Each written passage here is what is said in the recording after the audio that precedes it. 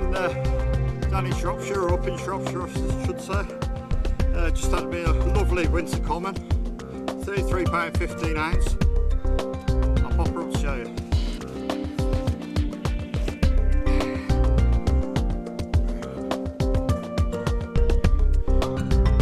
Absolutely beautiful.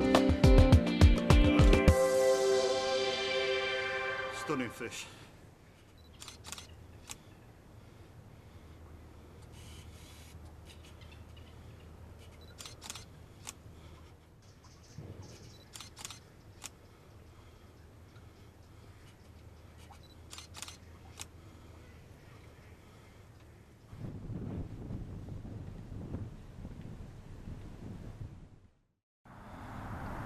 Oh yeah, I just got down to Peterborough, just got set up, got the bivvy up and the rods out. It's clear sky, looks like it's going to be a frosty night. It's been quite a nice day today, but yeah, we'll see what happens. There's quite a few cormorants kicking about on the lake, so you know, if the food don't get the carp moving, I think the cormorants might.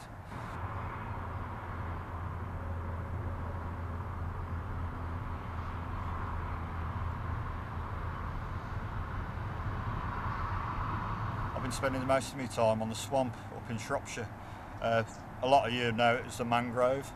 It's lovely water. The reason why I'm not there at the moment is it's absolutely flooded, and I think there's one or two swims out of the water, and all the rest were basically drenched. So I've travelled down here, down to Peterborough for a quick couple of nights and see what happens. As you can see, I've got my rods out. Bite indication, you know, a lot of people have different rules and different theories on the bite indication, but I usually try and read the line as much as anything else, especially through the winter, give you an idea where the fish are. I'll take you through that, and hopefully it'll make a bit of sense to you. Right, as you can see, I've got my bobbins hung down, so that's for this reason. I use quite heavy bobbins, but it's more for reading the liners than anything else, to be fair. So if you imagine you got the drag on the line, I'll do it with my hand. So if I get a liner what's quite close in, that bobbin's going to want to fall back down quick, like so. So if a fish swims into the line, it'll drop down quick because there's no drag on the line. If it's right out in the lake, say I'm fishing, I don't know, anything over 50 yards, so there's going to be a certain amount of drag in the line over weed, cross silt beds and that type of thing. So generally what happens, if you get a liner further out, the fish will pull it up, and then that bobbin's gonna, because that bobbin's pulling that line back like so. So that's, you know, there's no hard and fast rule, and there's no science to it. It's more, you know, if the bobbin drops back quick, I know generally fish have it bumped into my line close in. If it's quite a way out, it's basically how fast that bobbin drops back. So that's something worth looking at, and it'll help you read roughly where the fish are coming through. Little Gardner clips, line clips. So when you're fishing slack lines, it keeps the line taut from your reel and stops you getting any tangles, wind knots and that. But when you get a bite, it pops out.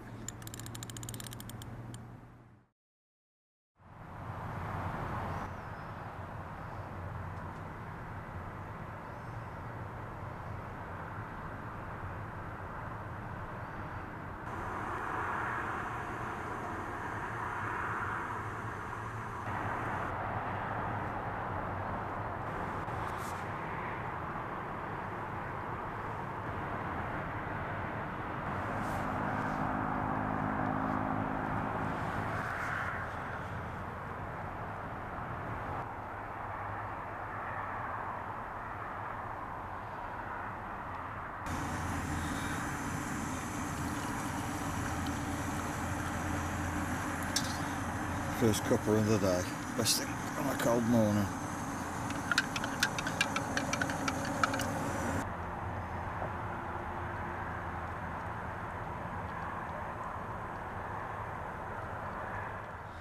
Morning. Right, it's a bit of a chilly one last night. Hard ground frost. Bit of the lake's got a few patches of cat ice on it. Just a couple of bleeps through the night. It's quite funny actually, because I showed you about me how I set my rods up, and you know, bit of bite indication for liners and whatnot yesterday. It's funny how all my liners came off the left-hand rod. So, you know, just reading that, you know, it's showing me where fish movement is and that type of thing. Right then, I thought I'll tell you what I've been up to this last month or so. Started off on the swamp. Been doing a few sessions in Shropshire on the swamp, to be honest. It's been a good water to me. It's a lovely winter water as well, especially with the platforms. You know, the platforms, no traipsing around in mud and that type of thing. You've got to be careful when they're damp, like, from slipping around, but generally it's a lovely little winter water. Basically, how I started off on there, a month ago, the wind's been howling, chucking down with rain most of the time. Obviously the levels have been coming up and up and up. My first couple of sessions on there were a bit hard going. I think I had one small carp, a couple of bream, that type of thing. Wasn't really getting on the fish, but it's been months since I've been on there, to be fair. So the same sort of thing as what I've just explained here about reading your liners and seeing where the fish activity is. I went down that sort of route. I remember the one session I went down, reading off the back of the session before, I was getting quite a few liners out towards the left-hand side again, actually. So the next time down, I fished the next peg along, and it was really good actually. Ended up with 3 fish. Biggest was a 33 pounder. Hell of a pig of a fish, to be honest. We're battling all the wind and the rain. You know, I stuck to my guns. Basically fishing in that area, keeping the bait slightly light to medium really. I was putting a bit of bait in on the one spot, and but most of my bites came off the edge of the spot. It's been a strange old winter so far. You know, we're into January, and the weather's been absolutely crazy. You know, it's been mild, wet. You know, you'd think it'd be ideal carp conditions. You know, it's obviously the swamp's ended up being flooded out, but you know, I've come down on this session. You know, you're hearing on the grapevine a lot of the lakes have got the lids on down south. This one's about 20 odd foot deep. You know, it's only just starting to catch it now. There's a couple of ice patches up the corners, but nothing too dramatic just yet. But it's supposed to go mild again after today, so you know, I might get another session down here next week and see what happens. With another session under my belt on the swamp, I basically went down and got set up late, and again the wind was absolutely howling. Differences, like a lot of people would be quite interested in, you know, the watercraft side of it. You know, a lot of the times, you know, you fish on the sunny bank, especially through the winter, fishing on the sunny bank, back of the wind. You know, generally where you think the water's going to be warmest is generally where the carp will be. You know, you've got angling pressure what comes into it, but not always, because there ain't that many people on the bank and nobody's daft enough. On my last session down the swamp, I got down there again mid-afternoon, just before dark. Got set up just before dark, just into dark. I'd basically, lucky enough, rod screamed off, not far out the margins, to be fair, and I basically landed a nice lovely 30 pound common. And then basically the morning came round, and I ended up with 2 bites, one after the other. Morning. into December, nearly Christmas, about 4 days off Christmas. Thought I'd get down the swamp and do my last session before the new year. And what a session it's been. I've had 3 commons. Best one is the one here, £33.9 I think it was. I've had a 29 which is in there. I'll show you that one in a sec. And last night I had a 30 pounder as well. All commons. Chucking it down with rain. It's worth it when you're getting these. How's that? Beautiful. Absolutely stunning, mint condition. Beautiful fish. Got a few odd sessions on here, but when you come down and you get a session like this, it's only my first night last night and I've got three beautiful commons. Absolutely stunning. Right, I'm gonna get her back. Look at that.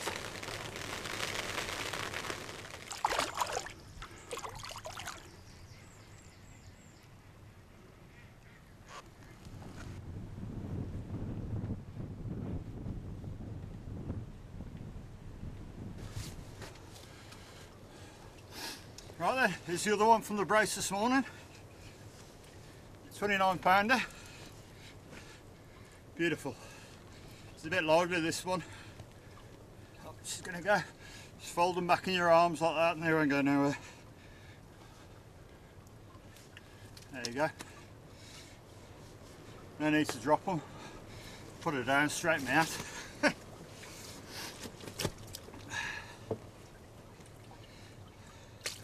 Keep plenty of water on them. Even though it's winter, they're more comfortable with plenty of water. There you go. The other one of the brace, 29. And I had a lovely 30 last night as well. Right, I'll get her back, she's a bit lively, this one. Beautiful.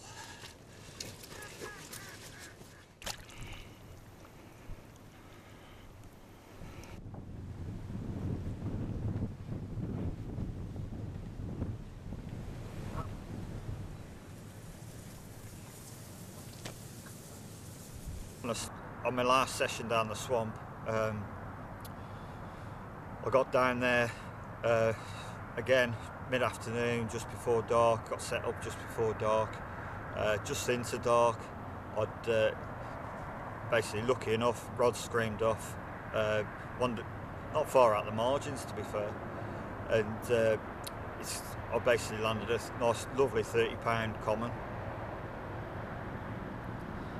And then basically the morning came round and I ended up with 2 bites, one after the other, and they were both absolutely shitting bait all over me mat. You know, they were really on the munch and off again, reading the line as you could see what's going on. You know, just on first light I started getting the odd bleep.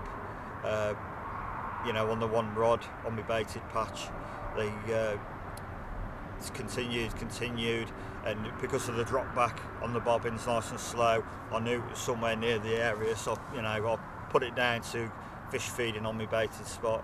So I've left it all nice and quiet. Within half an hour it's ripped off. What was that one? That was a 29 pounder I had, and then literally I put the rod back out, and within another hour it's rattled off again with a 33 on the end.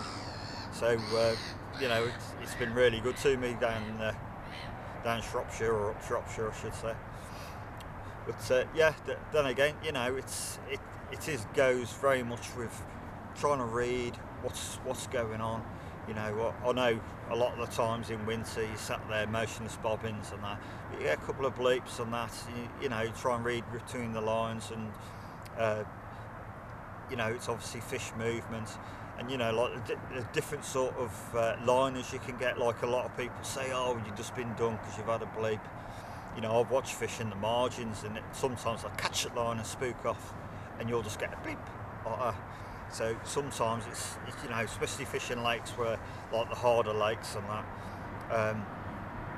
you know, the fish are quite spooky with lines and that type of thing, and just actually physically watching them in the margins and how they react when they pluck into your line. So if you've got a bit of line coming over a bit of weed, fish comes into it from a wrong direction for where you've got your baited spot or your line lay. It's bumped into your line, and basically all you get is a beep like that. So I'll try and put a bit of that into it as well. And what's quite funny, and watching the big fish, how they feed in the margins compared to the smaller fish, especially when you're getting like 35, 40 pound fish and that sort of size.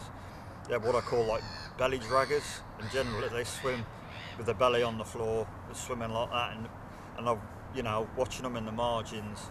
And even last winter you get those really slow liners, and then it drops back down, and I always have it in my mind that it's a big one's just dragging its belly coming across the floor, and it's just lines just plucked off its fin, and then it's giving you the drop back.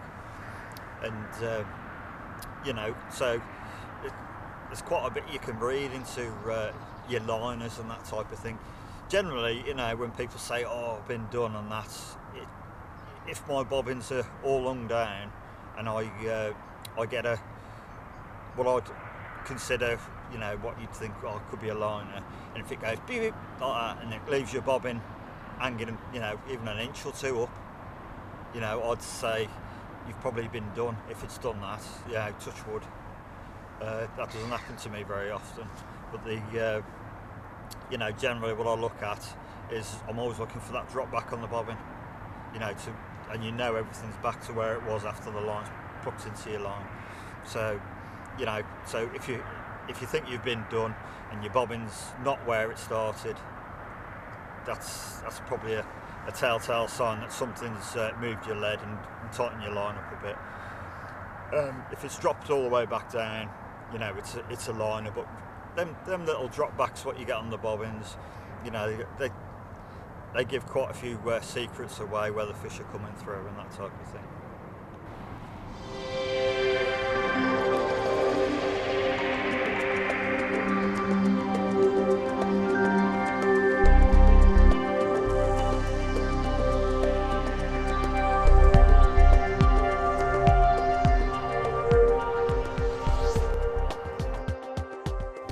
I'm just packing up on the Swan for this trip. 3 fish, nice 20, 33, this lovely little 17.5. Great little session. Couple of nights, can't be bad.